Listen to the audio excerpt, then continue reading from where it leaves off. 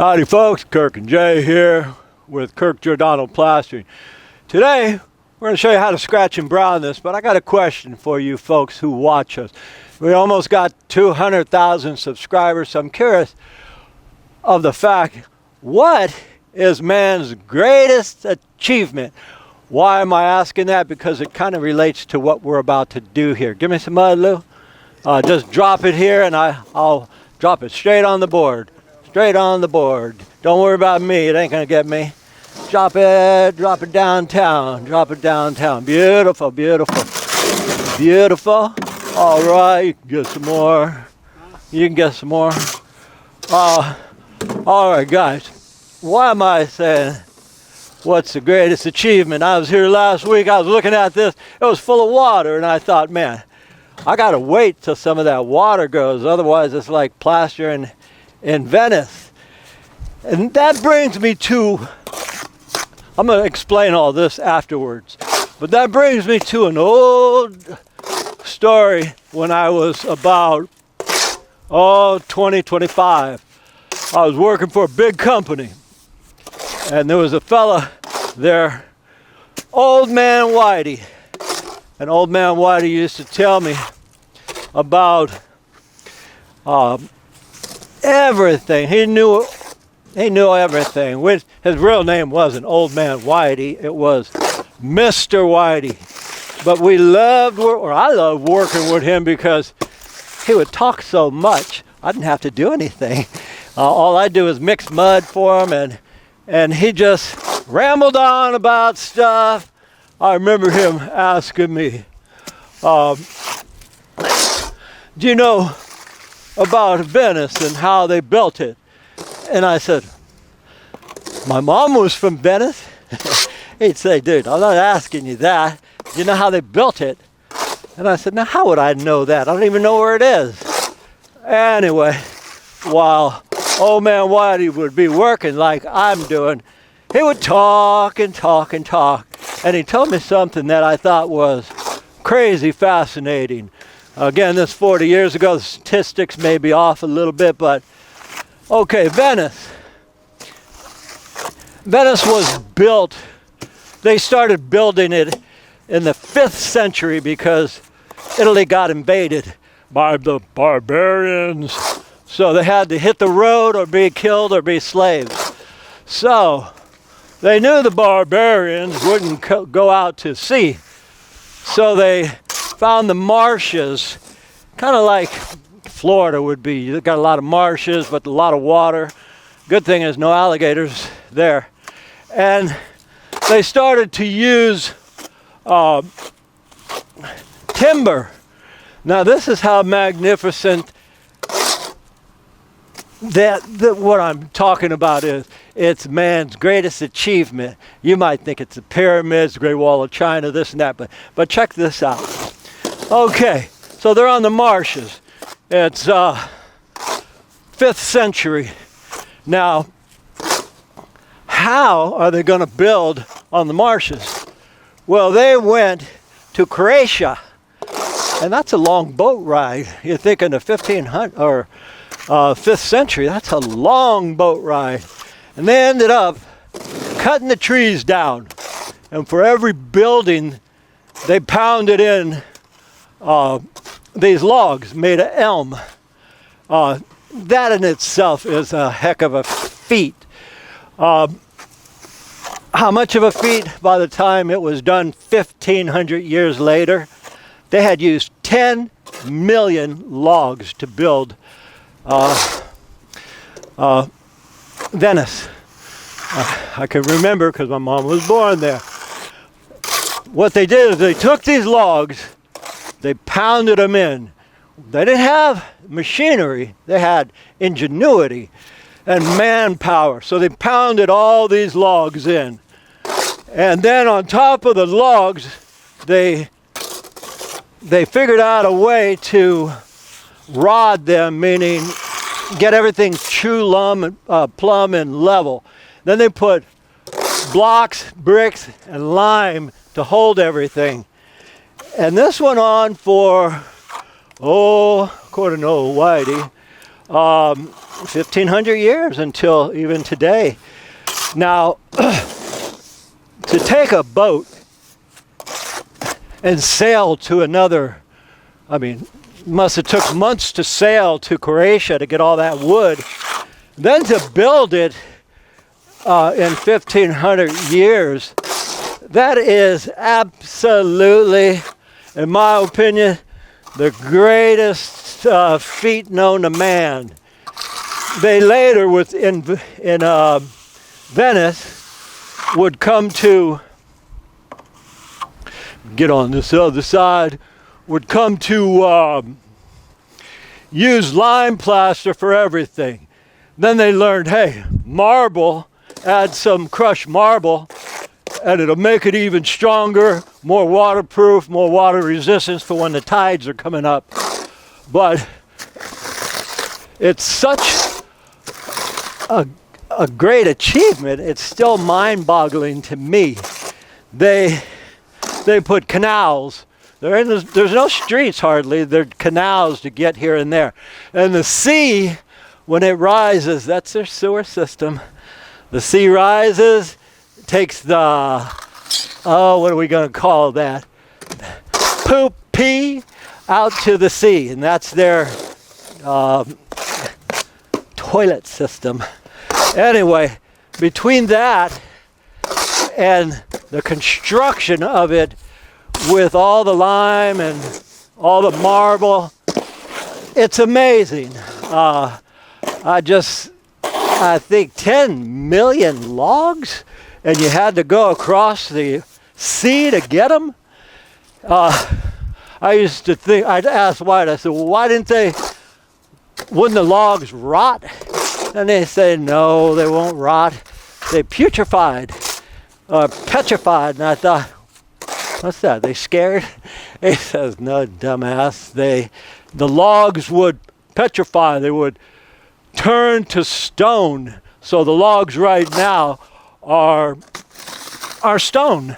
So, yeah, there's always moving here and there with that in Venice, like it's said to have settled 6 feet already. And every year it sinks about an inch. But think about that, guys. 1,500 years to build that. Now that is what I consider one of the greatest achievements of man. And no, it's not like going to the moon. It's not like the Panama Canal. Machines did all that. There were no machines for this. Kind of like the Great Wall of China. Now that was started 3,000 years ago. Took 2 generations to do that, or actually 2,000 years. But there's just rock. It's a fortress mainly. You know, that Great Wall of China is like 500 miles long. It would take you or me a day and a half just to walk the entire length on top. But is that as impressive as Venice? Not even close, in my opinion. But what's your guys' opinion? What's the greatest achievement done by man?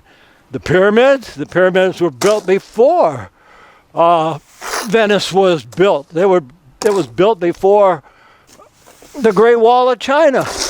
I have my theories on how it was built, but that's another story. Anyway, I just thought I'd point that out because right now I'm using, this is Portland cement, and it has a little bit of lime, or technically it has plasterizers. What's a plasterizer? I'm not sure myself, but it's kind of like lime, and it makes this plaster here, or stucco, spreadable. Now you see how easy I'm spreading it. It makes it spreadable. So in a minute Lou's gonna bring me a little bit more mud, and I'm gonna finish this. And once I get to that stage, I'll show you how we do this adobe texture. But I only bring up Venice and all of that because this is a byproduct of it. The same thing. It's doesn't have as much lime. I mean, back them days they used only lime, but Then in the 1800s, they came up with Portland cement. This is Portland cement with sand. We go 3 to 1. We put 100 pounds of Portland to every 100 pounds or 300 pounds of sand. Anyway, you can give me a little bit more mud, Lou. And once I'm at the stage where I've got to let this set, because it's early morning, it's cold as heck. How cold is it?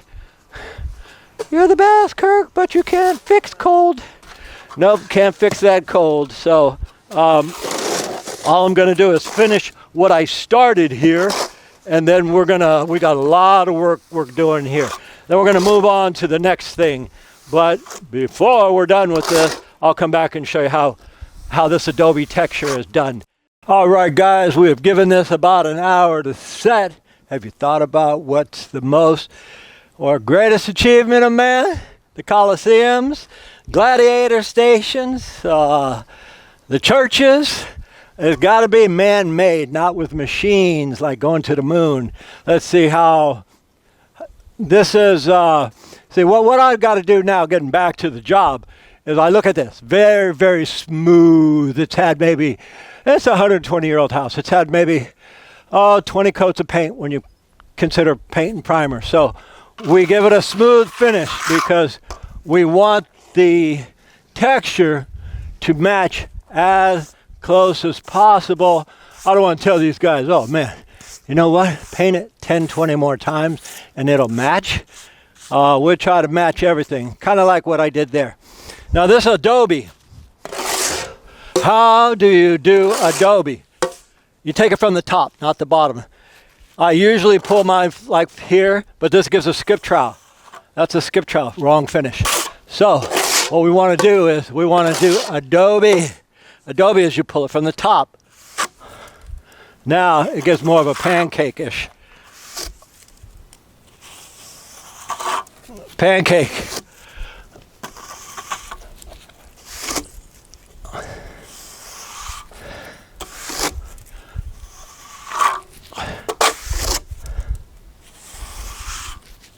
And because theirs is pretty smooth, I look at this, what I just put on, rough. We want to make it smooth. Smooth like a baby's butt.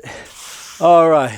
So we smooth this out a little bit more to match all the years of primer and painting.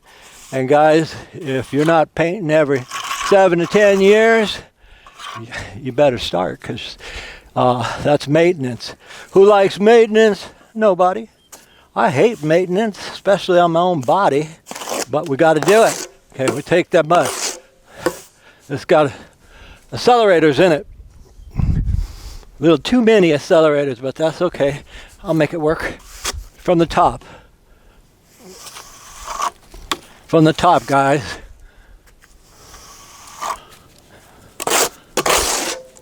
Drop it down, take it from the top. And by the way, we didn't do the lath here, guys. If you guys do your own lath, you know, it's a lot of times you could save about 40% of what we charge.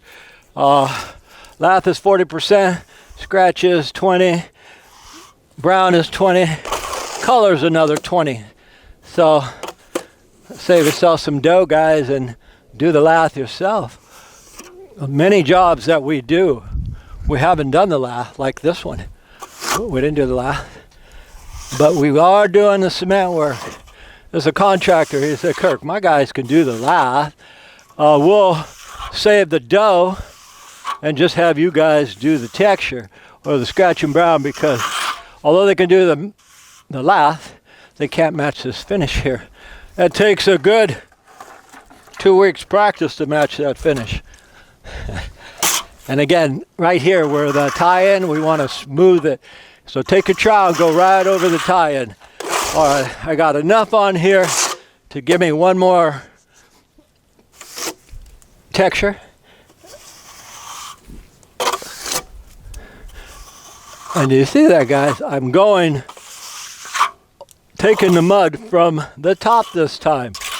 Most of the time when I do sculpturals, we pull it from the bottom, but you can't pull it from the bottom and match an Adobe finish, guys. Okay, so this right here will do it. So I want to hear from you guys. Almost 200,000 subscribers. What's the greatest achievement done by man, by hand? Okay, remember, I'm gonna pull it from the top now, not pull it from the bottom, from the top. It goes much heavier. We want blobs, we want slobbers. This is a slob job, a blob job. That is Adobe. Adobe is quite easy to do if you understand the rules. Okay, so that's it. Now what I'm doing is I'm looking at what they got and I'm trying to get it as flat as possible so I don't have to tell these guys, oh man, go ahead and paint it 15 more times and it'll match. Are we perfect on every job we do? No. Nobody could match every finish, but we do pretty good on, I don't give a crap what kind of finish it is. We've taken our time over 40 years. There's not much I can't match. Anyway, you guys got questions, we got answers. Give us a call. There's what I'm looking at right there. That's been painted quite a few times, so we got to soften ours. Anyway, my name is Kirk.